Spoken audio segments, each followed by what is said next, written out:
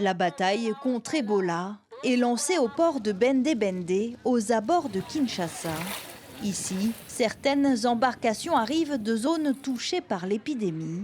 Après plusieurs semaines de navigation, elles sont interceptées et dirigées vers le port pour y être contrôlées.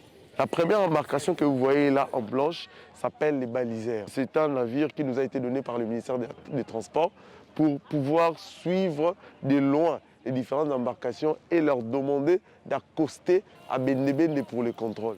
Tous les passagers descendent. Un à un, ils passent devant les agents de santé.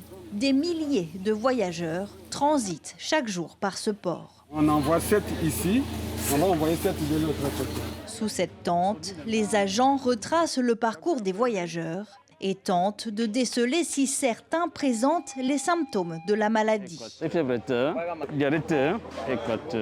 Nous filtrons comme ça. Et toute personne que nous constatons qu'il y a une fièvre, nous la gardons et nous la mettons à la disposition de l'équipe médicale pour la prise en charge. Si un passager est fiévreux, il sera testé, le bateau mis en quarantaine. Pour l'heure, aucun cas n'a encore été détecté à Kinshasa, mais la capitale congolaise est en état d'alerte, car les cas enregistrés à Kisangani, dans la province de la Tshopo, ont fait naître une crainte, voir le virus descendre le long des quelques 1700 km qui séparent Kisangani de Kinshasa.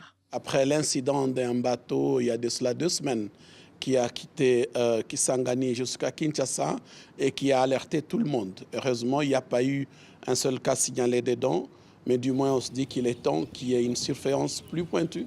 Car l'épidémie avance vite. En 3 mois seulement, elle est passée d'une province touchée à 6. Aucun vaccin ni traitement n'existe contre cette souche du virus. La surveillance reste donc l'une des premières lignes de défense.